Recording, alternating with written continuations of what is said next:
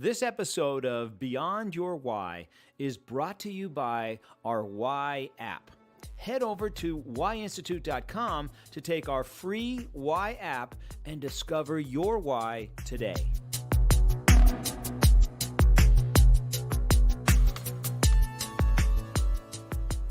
Welcome to Beyond Your Why podcast, where we go beyond just talking about your why, and we help you actually discover and live your why. Now today, we're going to be talking about the why of Better Way. So if you remember Better Way, these are people that are always looking for a better way to do things and then share it. They take something that's already there and they innovate it. They make it better. They improve upon it so that it has a bigger impact. My guest today is a good friend of mine. His name is Charles Ashley. Now let me just read you his bio before we get going. Charles is the president and founder of Cultivating Coders. It's a New Mexico-based company that provides technical training and curriculum in web and mobile application development to K through 12 schools in tribal, rural, and overlooked urban areas that lack resources in coding and computing and computer science education. Now, prior to his current role, Charles was a marketing and strategy consultant for several clients, including Harmonix Technology, Vera Wines, and DeVry University. He previously served as the film liaison and marketing manager for Bernalillo County's Economic Development Department in New Mexico and was manager of marketing for C&M Stimulus Center. Charles currently sits on the Learning Alliance and Coronado Ventures Forum Board and has served on a variety of other boards around New Mexico. So welcome, Charles. Thank you for being here and thanks for spending some time with me. A pleasure to be here, Gary. As you said, we're good friends, so this is awesome. I've been following your journey for a long time, so I'm thrilled and honored to be a part of the show. You know, it was 2 years ago, almost to the day, that you and I and Charles, I think, were sitting in Scalo, an Italian restaurant, and then you picked up your phone and went through discovering your why, Better Way. I did, and it was funny because prior to that, you had mentioned, hey, you should go really check out your why, see what's driving you, what's motivating you, or whatnot. And we were sitting there just hanging out, and I said, let's do it. And the most amazing part about it is I knew I always wanted to do things to better or improve or whatnot, but seeing it and understanding how it got to that evaluation was the best part because it really did give me a clear view of what I was trying to create with the company that I run right now. So tell everybody a little bit about Cultivating Coders. Well, Cultivating Coders is a computer science program that we created nearly 4 years ago. The goal was there were coding camps all across the country, all across the world, overly priced, that teaches people basic HTML all the way up to JavaScript, web design, web development, mobile app development. The problem that we were seeing though, especially myself, I was traveling in the Four Corner area, which is predominantly tribal Native American areas. A lot of these kids weren't exposed to early on computer science. So when you start looking at where technology is going, you're thinking, okay, if I'm in K through 12 and I don't even have any exposure to computer science, the likelihood of me going into computer science when I go into college is limited to zero, right? Yep. I started asking the question of what would it take for someone to create a program very similar to all the coding camps that were going on right now, but made it in a way that it was accessible to everyone, affordable to everyone, and convenient. Right, because you learn certain things in being in the education space. I was in the education and business space, and I've learned that convenience is huge for most people. So we said, let's create a program where it was affordable. So we did free.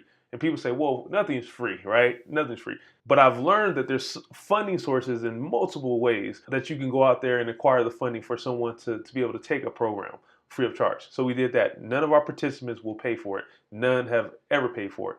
Then it was provide equipment for free. Every kid gets a laptop because we assume that we're all pretty privileged. Every kid has a laptop at home, but that's not the case. Most people share a PC with their grandmother, their mother, their dad. So every kid gets a laptop. The biggest component was make it to the point where we went out of our comfort zone. So we travel, we parachute into these communities for 8 to 12 weeks. I mean, we lived there to provide this coding camp to these kids because we don't want to burden you with having to drive to a major city just to take our program. And it's all project-based learning. We introduce kids to video games in the very beginning. So who wouldn't want to build a video game? Video game in the beginning, and then upon completion, these kids are building elaborate mobile applications, web applications. They're deploying their own servers. They have their own portfolio. They're learning how to do project management. They know how to build a resume. They know they know what a portfolio looks like, what it should say. They know what a 1099 is. So we try to really cram everything in during the summer programs. That is amazing. So in 8 weeks, they go from not knowing anything to being able to build a mobile app.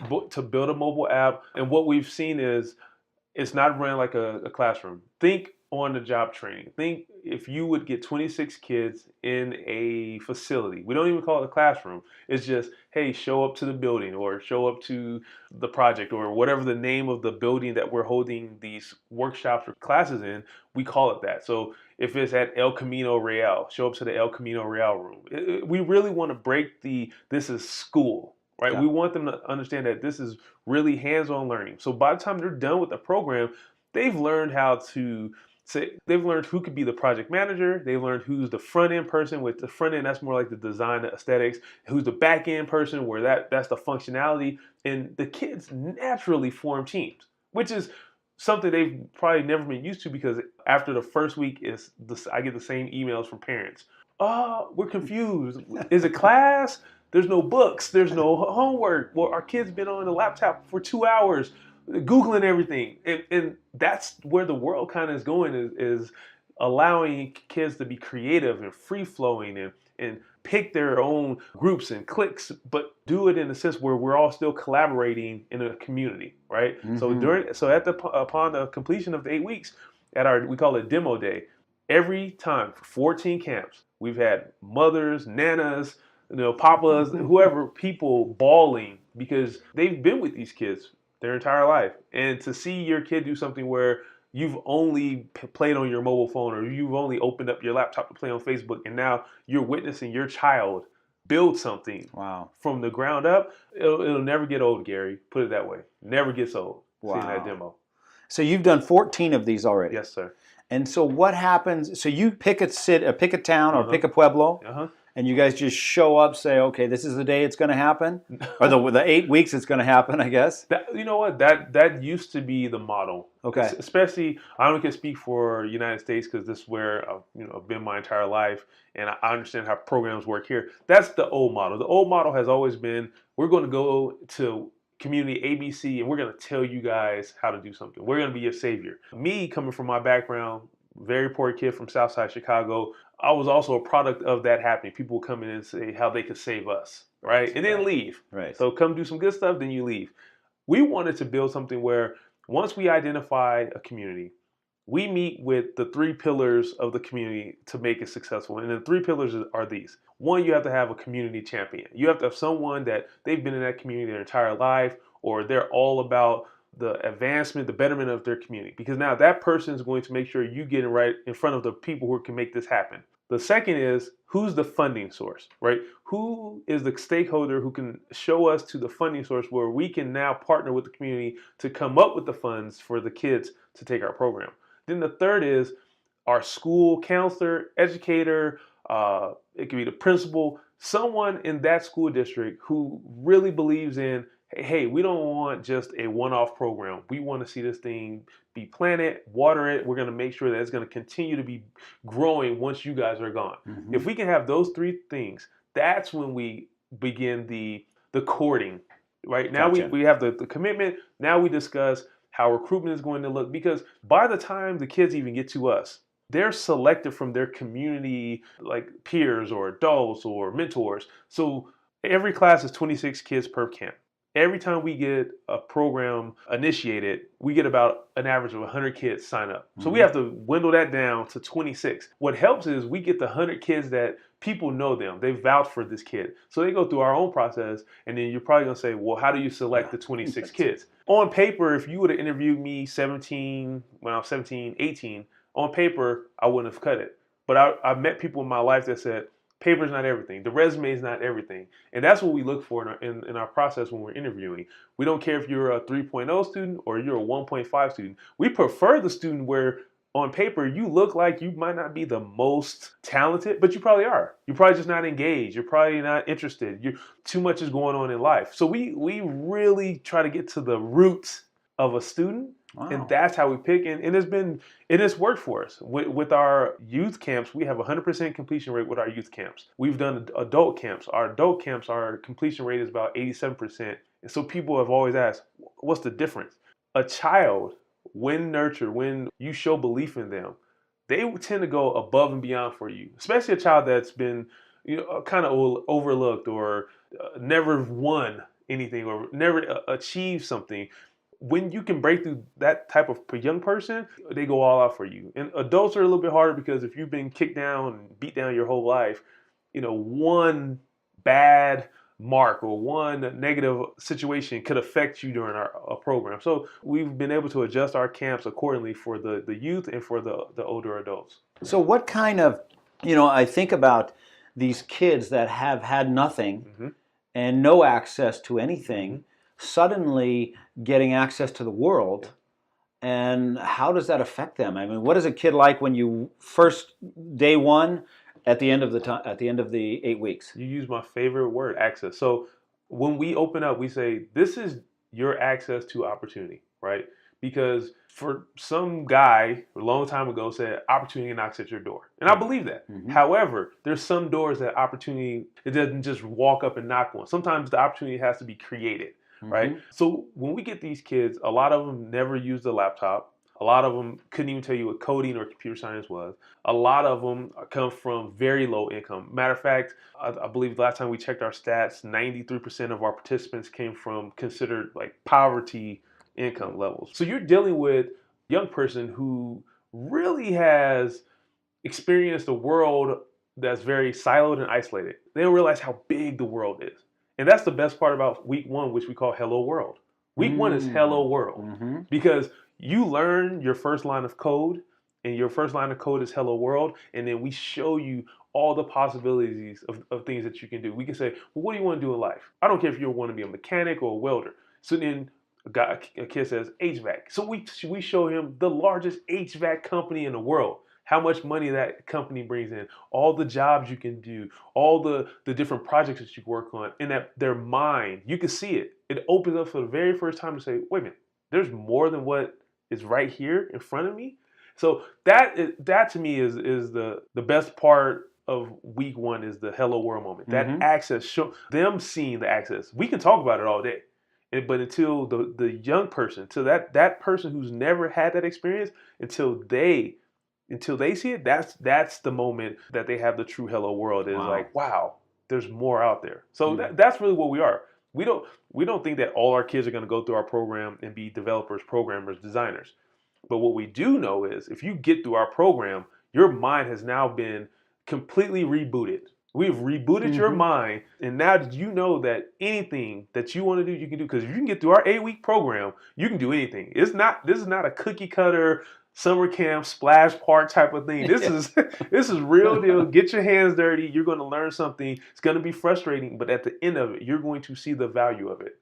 It's interesting because to me, as I'm hearing you talk about it, it seems like you're getting these kids and they're leapfrogging a huge amount of population or people to almost get to the front of the line. You're taking them from the back of the line and saying, I'm going to put you right in the front where the rope is at the nightclub, and now you're ready to go in. Right with the guy with the clipboard there. Yeah, exactly. Are you on the list? And that's the goal. The goal is to allow them to allow themselves to dream bigger, to see bigger, to think bigger, to allow themselves to take risk. And if you can get through that program, after week 4, that's when the moment really hits them. Wait a minute, this is gonna happen. So now they get a little bit more creative. They take more risk. They have more input on what they want to add for the project. So yes, that student on paper might not be the best math student. She might not be the best physics student. He might not be the best reading. Whatever the case. What you're going to see though is a kid that says, I went through a really hard coding camp. and I learned it, and I've created things, and I've built things, and and I was in charge of a project, and I executed a contract. How many kids at 16 and 17 can say they executed a contract? So it does, in a sense, put you at the front of the line. But we tell them, don't stop there, because just because you're at the front doesn't mean you're always going to stay at the front. So you always have to continue to get better and grow and build. And we encourage them once we leave, set up your after school program, do a lunchtime program, have coding meetups. They always have access to our instructors and our mentors. So it's really a family. Everyone who's gone through our program is crazy, because it's, just a shout out to Facebook. Tons of Facebook friends who are still high school kids or just now going to college because they've gone through our program, and it's like those are my kids. I feel as if those are my children, watching them learn something for the very first time and then take it and literally run with it. So you watch them crawl. Now they're walking, and now some of those kids now are running. We have kids who've went up to Dartmouth. We had kids who going to San Juan Community College or San Juan College in computer science programs. We have kids who are sending me, Mr. Ashley, can you write me recommendation letters for Stanford? Right? Stanford. Wow. So that right there in itself is rewarding, seeing that some of these kids who have never thought about that going after it. That's amazing. Yeah. So take us through what it's like at a graduation. So don't make me cry either. No. So the graduation goes like this. After week 5, there's about 4 or 5 teams.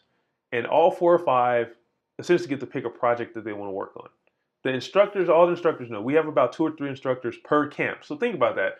We've taken the old school teaching model where it's 1 teacher, 50 kids, and said, no, 2 to 3 instructors for 26 kids. We want you to really know this, okay?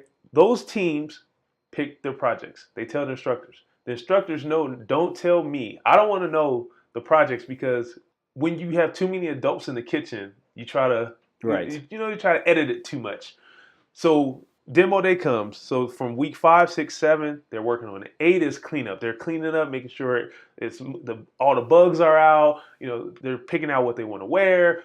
We're figuring out the logistics. Who's doing the catering? We send out the invites. Week 7, we've kept it very close knit. So most demo days are just family, friends, community partners who we trust and who we believe in. Because the thing that I've tried to really hang our hat on is we don't want the kids to ever feel exploited, to ever feel as if they're a charity case. So if you're in our program the entire 8 weeks and then demo day comes, there's 1,000 people there. We're not going to get your true self. Right. And now, so demo day comes.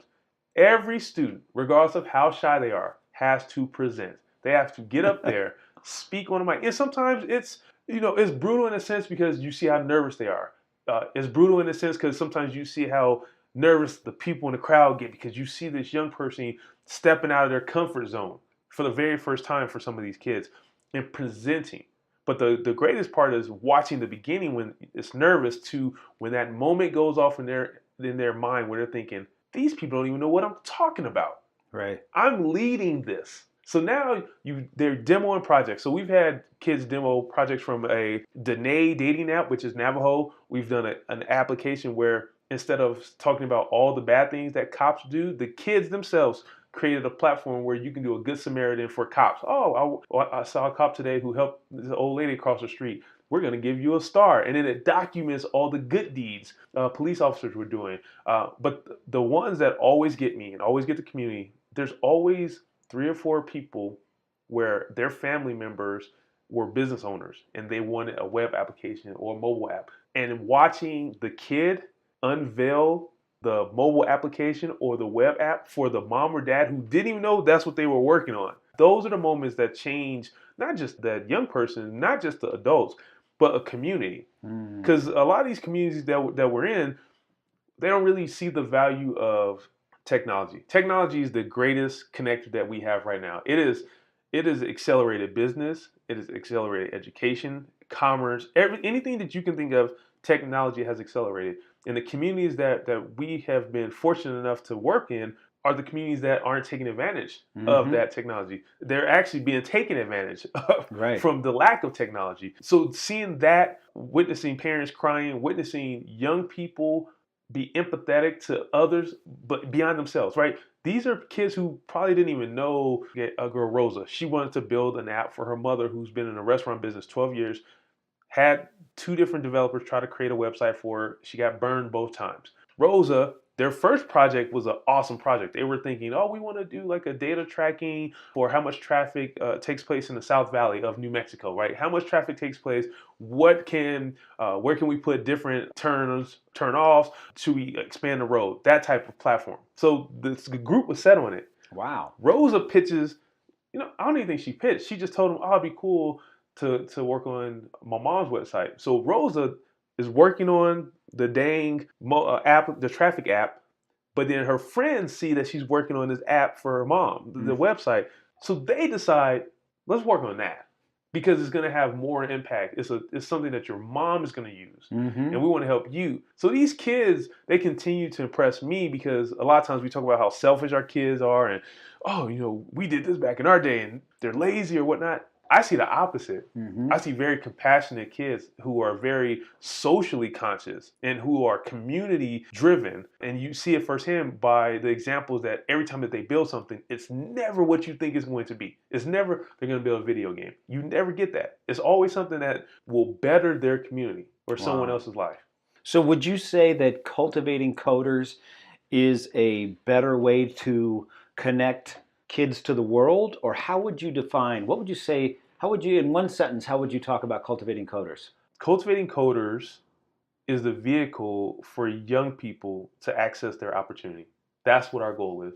Whether your opportunity is to better your community, to better yourself, to better someone else's, to better a product, to better a service, for you to even get to that step, you have to know that the opportunity is there for you.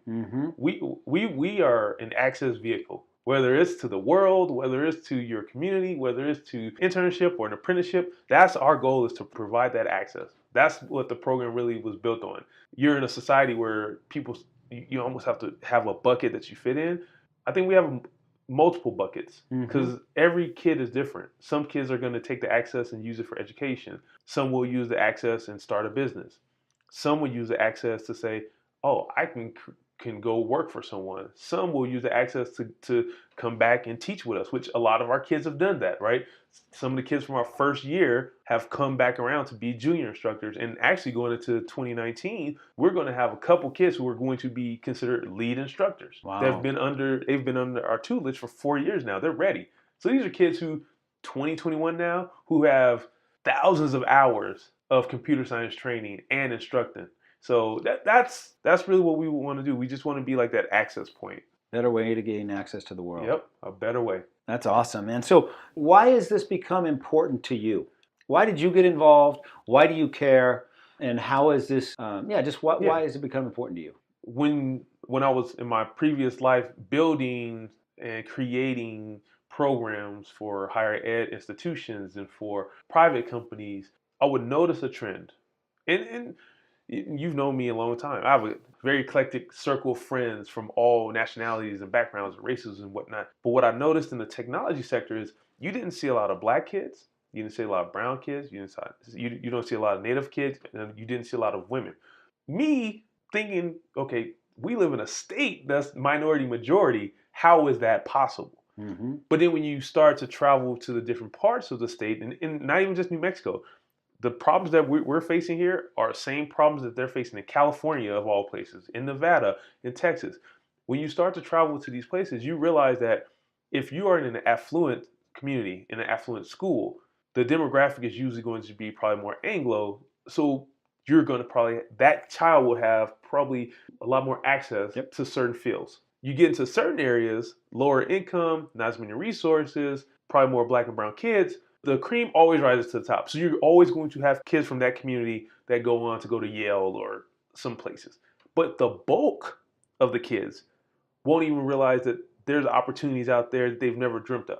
Once I kind of figured that out, and I knew it coming from my background, being a poor kid, where I lucked out. I have some great mentors in my life where I call them mile markers in my life. I had some really good mile markers in my life where they guided me along a road that I didn't even realize was out there. So one was Mrs. Romero when I was going into 6th grade, where she said, "Your math sucks," essentially is what she said. And she put me in math tutoring and my math caught up. So I graduated high school. Then I never thought about college, even though I wanted to play college ball. Didn't even know what the process was for that.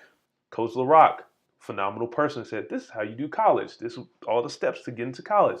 Now I get into college. Oh, well, I don't know what I want to do after college. I don't know if I want to go work for someone or didn't even think about starting my own business. It was just go work for someone.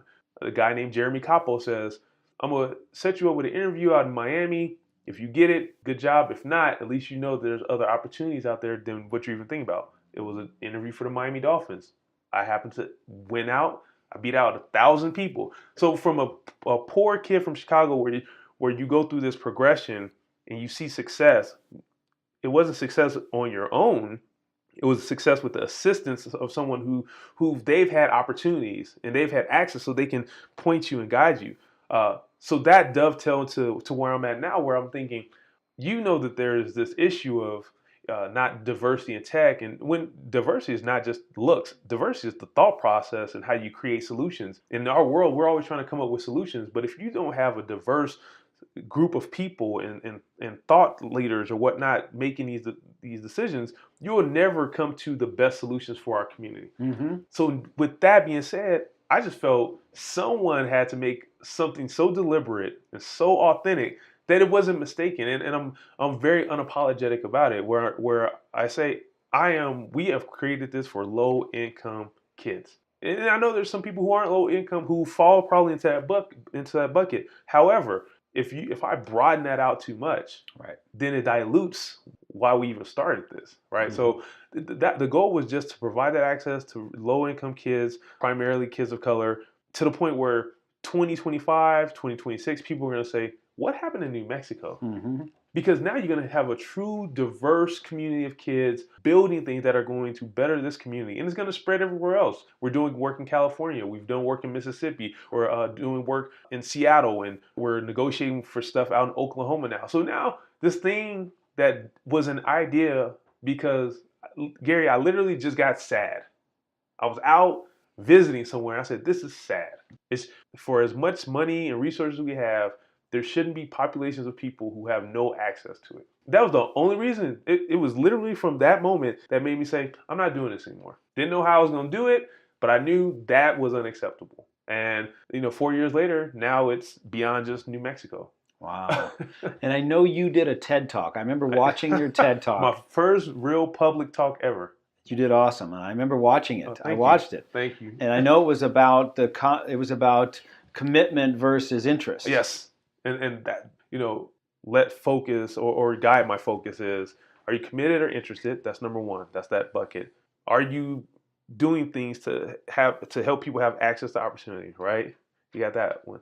And the other one is, does it fall in your passion, vision, and mission? Like, it has to be in that scope for me. The interested or committed came from Herm Edwards, football coach. And I was listening to him speak, and he has phenomenal talks. If you guys ever get a chance to get on YouTube or any other listening platform, Google Herm Edwards. He's beyond just a coach. You could tell coaching is his passion. He was doing it to inspire people to do greater things beyond just football.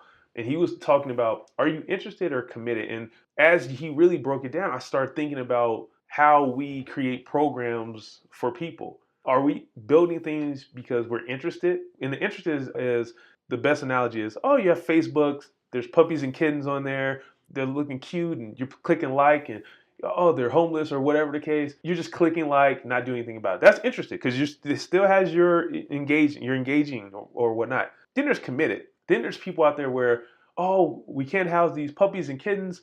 We need donations. That's number one. We need facilities. That's number two. We just need people with resources to help us connect maybe to people who can help us out. That's committed. Commitment is when you inconvenience yourself. When you say, I have to go and do X, Y, and Z, that's commitment. Mm-hmm. Interested is you're not inconveniencing yourself. You're just clicking like on Facebook and it's cool. I'm interested. That's cute. Mm-hmm. I want to help. It's when you say, I'm sacrificing time. And as you know, you're a successful businessman. Time is something you never get back. Mm-hmm. So when you sacrifice time, that's the ultimate commitment, right? Mm-hmm. So that's stuck with me. And as we've built this thing, the reason why we haven't gone just 100% virtual, because then it's just interested. We're just interested in helping. But if we continue to go out and live in places for 8, 10, 12 weeks, we are committed to helping. Because I'll challenge other programs to say, are you interested or committed? Because commitment takes you sleeping in a motel bed for 8 weeks. Interested is you living in a community that you have language barriers, cultural barriers, a lot of other barriers, but it's a sacrifice on your part. If you're interested, are you going to be willing to go and figure out who's going to fund a program for kids to take that you have no clue if they're ever going to make it through or not, right? Those are the things that I think separate our company from a lot of other programs, is that we've proved now for going into our 4th year, we are interested in helping out kids. We're committed, not interested. We're committed. There's the interested groups, tons of those. Our commitment is to these kids in K through 12 and even young adults. Our commitment is, can we do whatever it takes to provide you that access to opportunity? If we do that, the rest is up to you. I'm not a believer of hand-me-outs. This is not a hand-me-out. Yeah, you gotta go work. You talk to some of our kids, they'll say, "Oh, Mr. Charles," they call me some. "Oh, if you see Mr. Charles in here 3 times, that means we're in trouble." Because that's what I give them. This is not a hand-me-out. The world is not built on hand-me-outs. So you're going to earn this. You're going to be committed to this. Wow. You know what? One of the things that I talk about a lot is when what you do, where passion comes from. You know, you want to. I feel the passion in you as we're sitting here talking. You're leaning forward over my desk talking to me. I'm feeling that passion. And one of the things that I talk about at the Y Institute is when what you do is in line with why you do what you do, you will have passion for what you do. So if your why is to find a better way and share it, and you've found a better way to help these kids to have access to the world, you're going to have passion for that for the rest of your life, because what you're doing is showing them a better way, and nothing could get any better for you than that. You're right, because there's things, I tell my friends all the time, I was making way more money when I was consulting for people in universities or whatnot, but it wasn't rewarding. We weren't creating things that were going to give someone this opportunity to change not just their lives, but generational, right? If you can cause some type of ripple into that generational poverty, you give that young person to change their family story. Yeah. Right? That family story can change forever with just this one opportunity could change that family story. So that passion for me is driven by, I witnessed it firsthand for myself. I've witnessed it from other friends I have in life. I witnessed it from gentlemen like yourself. Like, you were put in a situation to say, okay, I could just be a dentist, but you didn't do that, right? Right. You didn't say, I just want to do this. You took your opportunity and you've done the Y Institute, written books, traveled the world, mentored people who have gone on to do great things. You're constantly learning and whatnot. You are an example of what you're supposed to do with opportunity. So that passion for me is allowing these kids who probably wouldn't ever have that opportunity to just say, okay, we're going to give you access to it, but it's really up to you. And sit down with different like workforce groups or groups that are trying to do job placements or whatnot, and try to get that message to them to say, it's not, you're thinking small. When you just think job, you're thinking small, right? If you aim so high that they're thinking, universally, like, oh, the universe is at my fingertips, they're going to land into a job. Right. Yes. A fourth of the way there, they're still in something really amazing. You're still going to be in something amazing. Yeah. But if your win is just a job, this is not the program for you. Because we don't even talk like that to our kids. We want you to use this to accumulate wealth. We want you to make money. We want you to start multiple businesses. We want you to be able to help your mom out here. We want you to travel the world.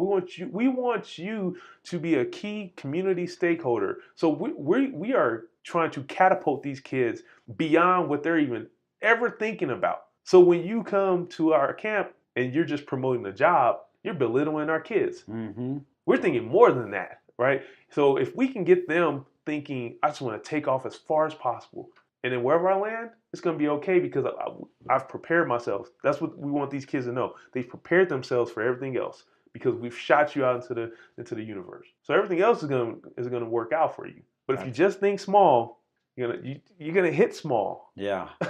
Last thing I want to talk about. Okay.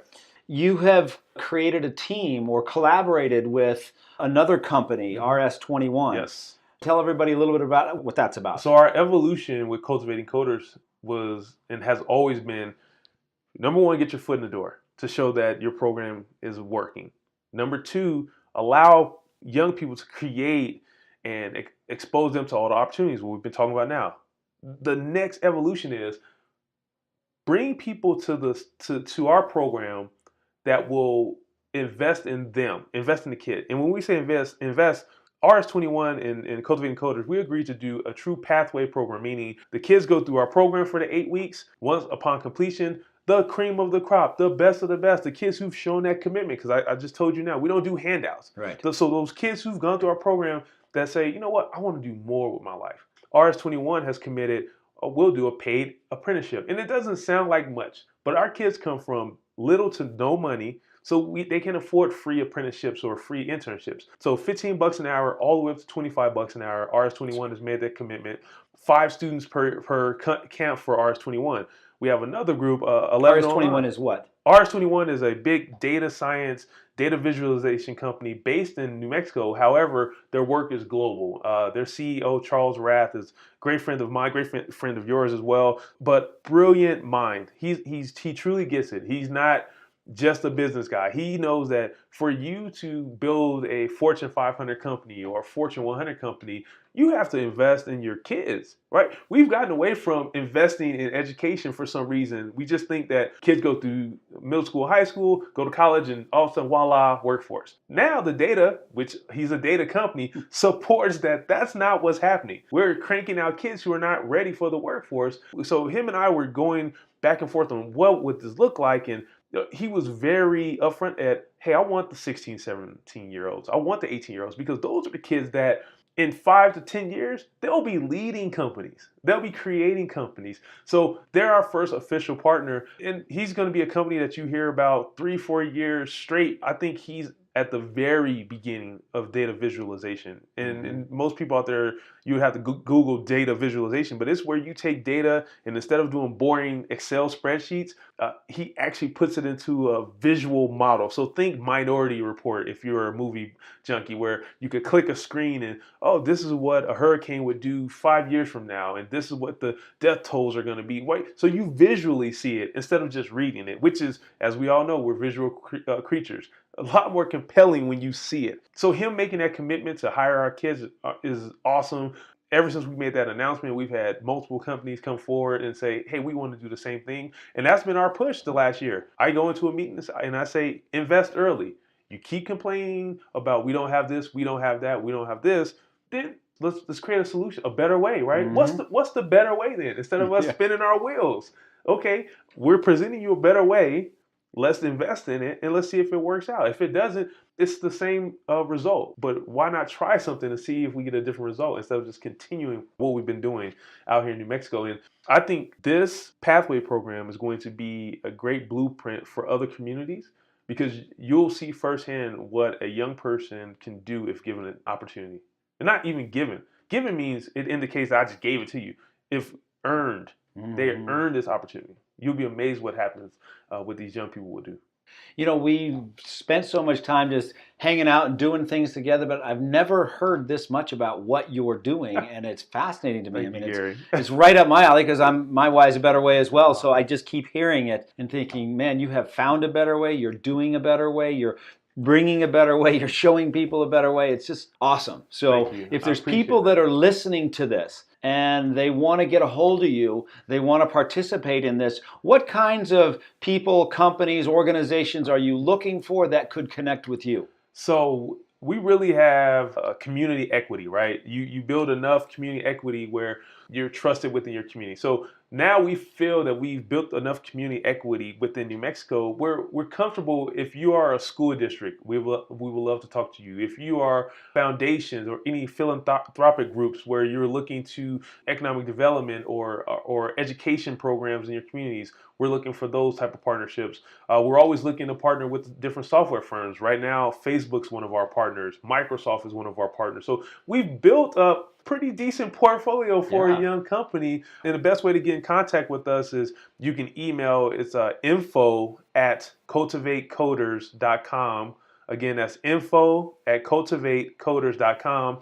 You can email us. The team is good about getting us all the emails. And our whole thing is community. We built this program off of community collaboration. The students understand community. Our instructors understand community. We build projects that benefit the community. This is a community lift and a community project. So if anyone out there is just interested in learning more, please reach out. We're always open to new partnerships and friendships. Awesome. Charles, thank you so much for being here. Gary, thank Great you. interview. I Appreciate it. you being here. Thank you, sir. Thanks.